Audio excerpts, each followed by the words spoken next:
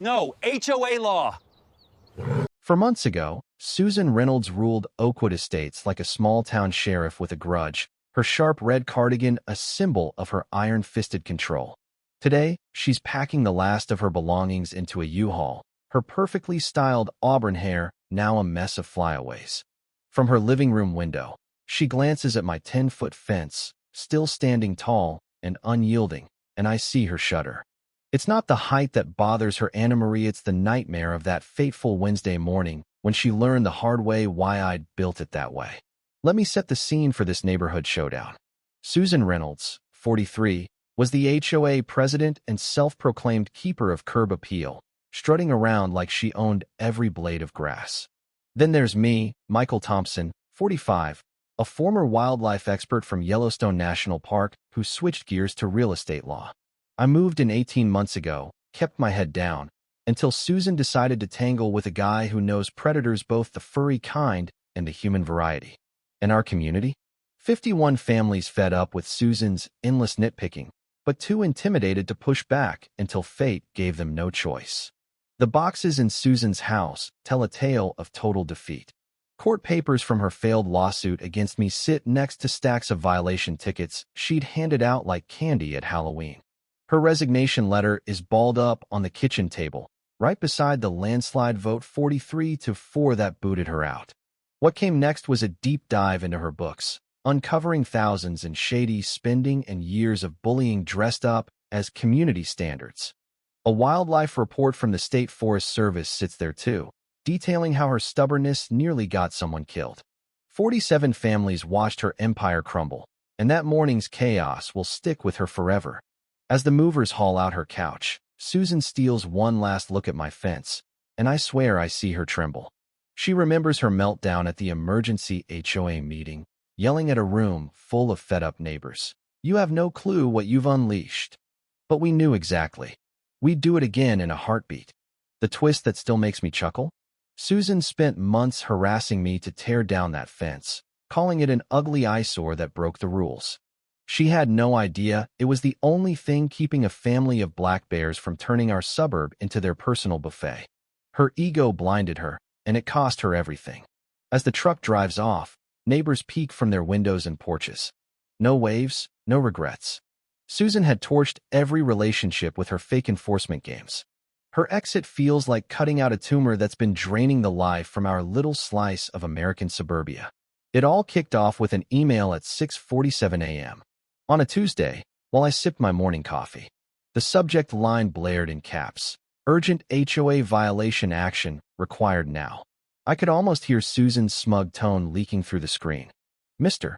Michael Thompson," it read, "your new fence exceeds Section 7.3.2 guidelines at over 7 feet. Max height is 7 feet.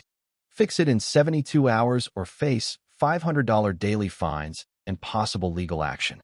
This is your final notice. S. Reynolds, HOA President and Standards Enforcer." I set down my mug and stared out at the 10-foot barrier I'd just finished. This wasn't some spite project to rile up the block. For 15 years in Yellowstone, I'd dealt with wildlife threats, and the signs here were screaming danger. Bear tracks near the woods. Trash bins toppled without wind. Apple trees picked clean way up high, no deer could reach that.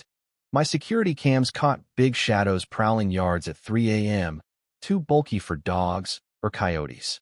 I documented it all, even emailed the HOA and state forestry folks a week prior with high-res photos of paw prints just 650 feet from Susan's place.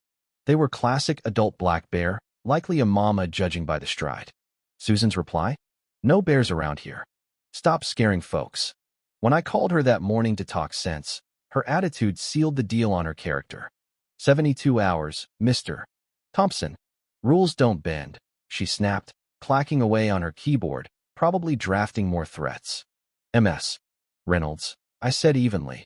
"I get the aesthetics angle, but safety's at stake. My wildlife background shows clear bear activity." Her laugh cut like glass. "I don't care about your old job. You're under HOA rules now. That fence is hideous, it ruins views and makes us look like a gated prison." She paused for drama. "Some folks think they're exempt, but in Oakwood Estates, Everyone's equal under my watch. She hung up mid-sentence, but not before I overheard her muttering to someone. Another know-it-all who thinks his resume trumps our standards. Big mistake. She had no clue who she was messing with.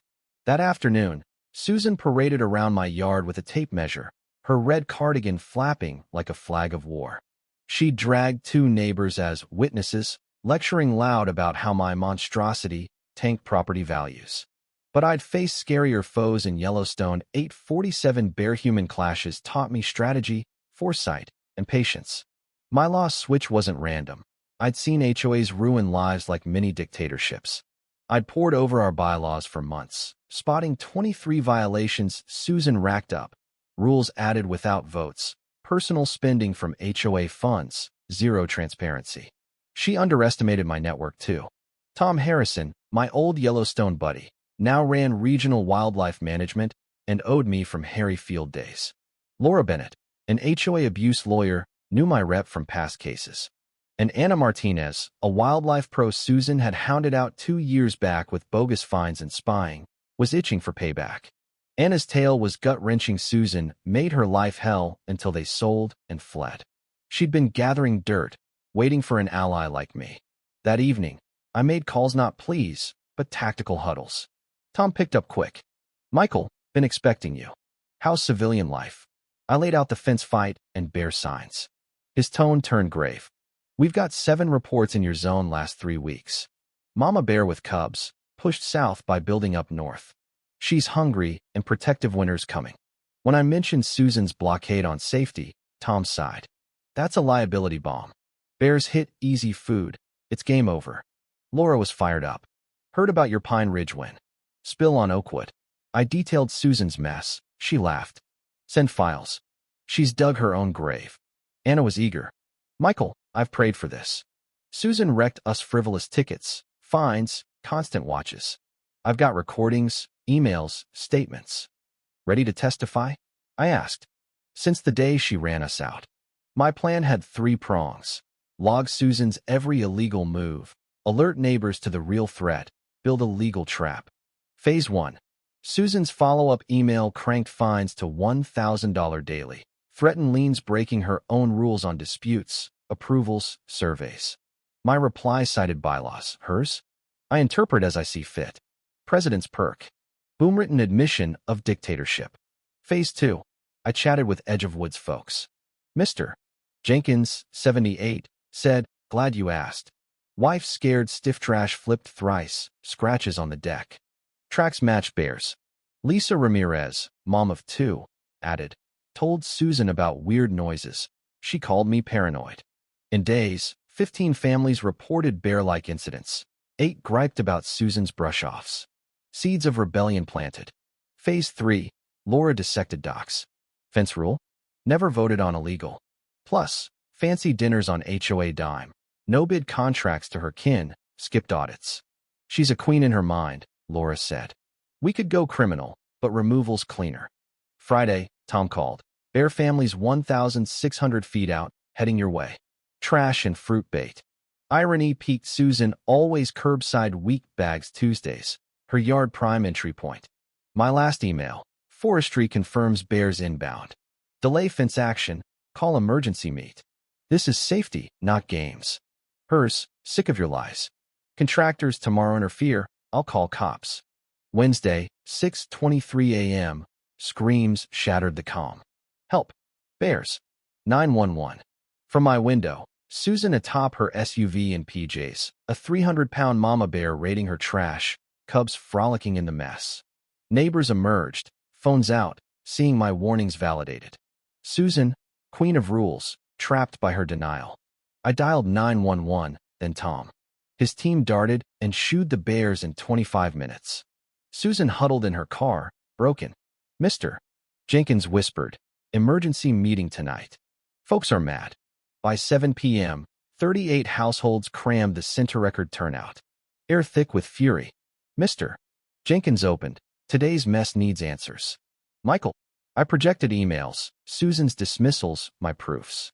"Preventable if leadership listened." Tom confirmed. "Michael flagged 6 weeks ago. We offered briefs ignored." Lisa stood. My kids play out back. You risked them for pride. Laura listed violations, invalid rules, embezzlement, abuse. She's run this like a fiefdom. Anna shared. She harassed us out fines, surveillance. Same as Michael. Susan's defense? Mumbled about standards. Flat. Vote. January 4th, 46 removal. Her power, gone. Probes found embezzlement. She sued me, lost. For months on, Oakwood thrives under Mr. Jenkins transparent, safe. Fence rule scrapped, no more tyrants. No bear issues. But my win's bittersweet. Last week, Mr. Jenkins' grandkid asked, why not run for president? You're the hero who beat the mean lady and bears. Kid stuff I couldn't say battling bullies hones edges that scare folks. I now default to legalese and disputes, like when David Carter parked over the line. Drafted a notice before catching myself, talked it out instead. Neighbors respect me, but keep distancino BBQs, just calls for handling issues. Kids steer clear, chats stay shallow. Tom visited. Regret the scorched earth approach? Could have been gentler. Staring at the fence. If not, someone gets hurt. She left no options. But are you the same guy? I'm not. Old Michael sought harmony. Knew me wields power surgically. The fence guards against threats, but isolates me too. Yet, I found balance. Joined a committee, volunteered at events. Slowly, invites trickle in. I'm still guardian, but learning to connect. Victory's price paid, but life's richer for standing up. What do you think? Share in the comments. Have you faced injustice or abuse of power in your community? Where do you stand on fighting back, even if it means getting tough? Let's discuss. Your views matter.